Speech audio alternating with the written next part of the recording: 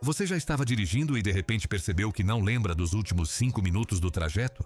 Ou ouviu uma música antiga e sentiu um aperto no peito que não consegue explicar? Ou teve aquela sensação súbita de que um momento já aconteceu antes exatamente igual, como num sonho? A questão é a seguinte: esses momentos parecem falhas ou excentricidades, mas não são. Cada um tem um nome, tem um mecanismo, tem décadas de pesquisa por trás. E quando você entende o que está acontecendo no seu cérebro, fica difícil continuar vendo você mesmo do mesmo jeito.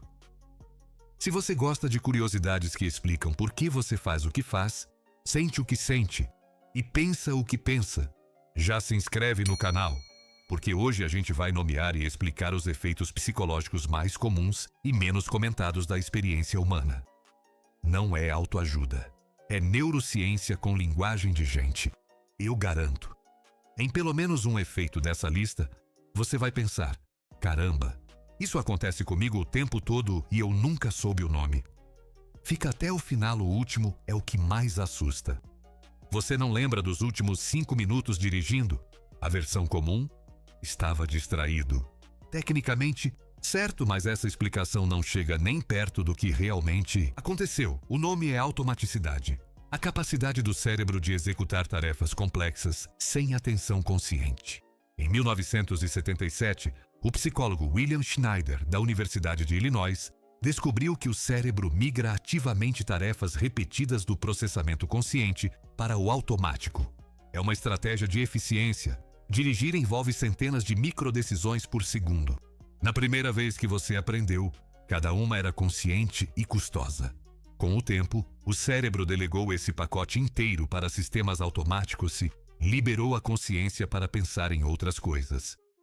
Aqui está o que quase ninguém percebe. Você não estava distraído. Você estava fazendo duas coisas ao mesmo tempo. O problema é que só tem acesso consciente a uma das duas. A parte perturbadora, pesquisadores estimam que entre 40% e 50% das nossas ações diárias são automáticas. Metade do que você faz num dia normal acontece sem decisão consciente real. Isso muda completamente a forma como você pensa sobre livre-arbítrio.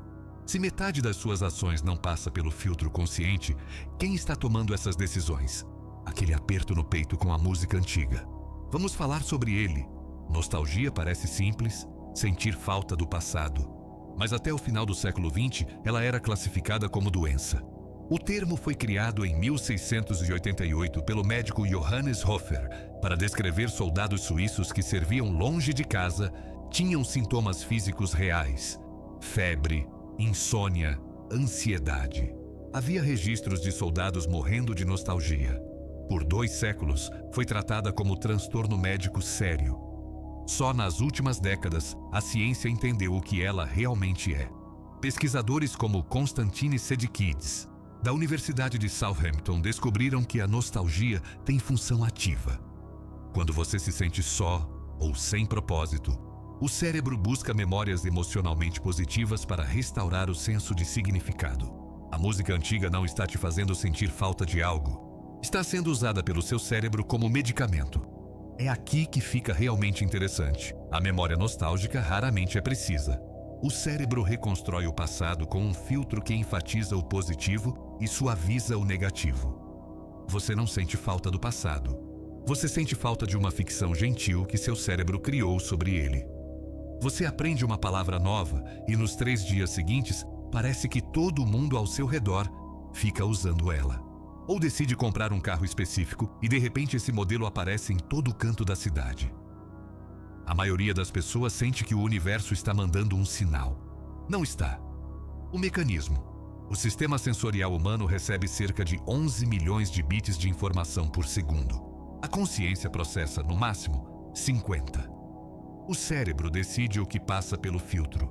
E quando algo se torna relevante para você, ele ajusta o filtro para marcar aquele padrão como importante. Prestar atenção. Você passa a notar algo que sempre esteve lá, mas era filtrado como ruído. Aqui está o detalhe que mais incomoda.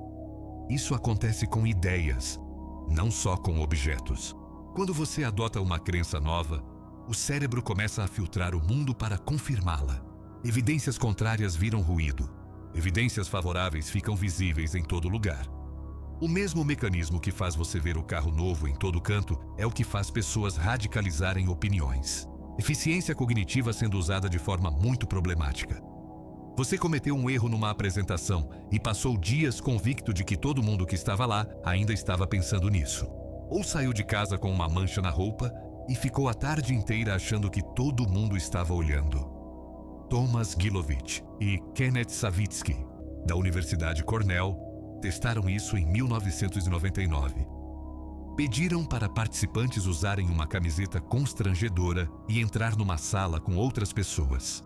Depois perguntaram: que porcentagem das pessoas presentes você acha que notou a camiseta? A estimativa média foi 50%. O número real, 25%. As pessoas superestimaram em 2 vezes o quanto eram notadas. A causa é estrutural. Você tem acesso total à sua própria experiência, mas zero acesso à dos outros. Então o cérebro usa você como âncora e assume que os outros estão tão focados em você quanto você está em si mesmo. Mas aqui está o que muda tudo. As outras pessoas estão ocupadas demais no próprio holofote, preocupadas com as próprias manchas de roupa, os próprios erros, os próprios cabelos. Ninguém está te assistindo. Todo mundo está muito ocupado sendo o protagonista da própria história de vergonha. Déjà vu. A sensação de que você já viveu esse momento antes. Exatamente esse. Ponto à versão popular. Memória de vidas passadas. Sonho profético. Glitch na Matrix. O nome foi criado em 1876 pelo filósofo Émile Boirac e desde então alimentou décadas de misticismo. A versão científica é mais estranha do que qualquer uma dessas. Em 2016, o pesquisador Akira O'Connor, da Universidade de St. Andrews, realizou o primeiro estudo de neuroimagem do déjà vu em tempo real, induzindo o fenômeno artificialmente em participantes dentro de um scanner de fMRI. O resultado derrubou a teoria dominante. A hipótese anterior: o cérebro registra algo como memória antes de processá-lo conscientemente, criando falsa familiaridade. O que o scanner mostrou? Durante o déjà vu, as áreas ativas não eram as de memória, eram as de tomada de decisão e avaliação de conflito, o córtex frontal. O déjà vu não é o cérebro falhando, é o cérebro detectando ativamente um erro de consistência na memória e sinalizando: espera, isso não bate. É o sistema de monitoramento fazendo checagem de qualidade em tempo real. E ele só consegue fazer isso quando você tem recursos cognitivos suficientes. Por isso, déjà vu é mais comum em pessoas descansadas. Quando o cérebro está sobrecarregado, ele nem nota o erro. Automaticidade. Nostalgia fabricada. Baader-Meinhof. Efeito Spotlight. Déjà vu, fenômenos completamente diferentes na superfície, mas com um padrão em comum. Em todos eles, o cérebro está fazendo algo com uma intenção: eficiência, proteção emocional, filtragem, detecção de erro. E o resultado é uma experiência que parece aleatória, mágica ou desconcertante. O cérebro não está falhando nesses momentos. Ele está fazendo exatamente o que foi otimizado para fazer. O problema é que foi otimizado para um ambiente completamente diferente do de hoje. A gente herdou um sistema projetado para a savana africana e está usando ele para navegar redes sociais, decisões de carreira e sobrecarga de informação. E aqui está o que muda tudo. Nomear esses efeitos é o primeiro passo para ter alguma influência sobre eles. Quando você sabe que está no piloto automático, pode interromper. Quando sabe que a nostalgia é fabricada, pode apreciar a emoção sem ser enganado por ela. Quando sabe que o holofote é ilusório, a vergonha perde o peso. Conhecer o nome da coisa não a elimina, mas tira dela o poder de agir nas sombras. Então, antes de fechar, qual desses efeitos você mais se identificou? O piloto automático? A nostalgia? O spotlight? O déjà vu? Comenta aí. E se quiser, conta uma situação em que isso aconteceu com você. Se esse vídeo te fez enxergar sua própria cabeça de um ângulo diferente, deixa o like. E se ainda não se inscreveu, faz isso agora. Toda semana tem um vídeo aqui que vai te fazer sair diferente de quando entrou. Até a próxima.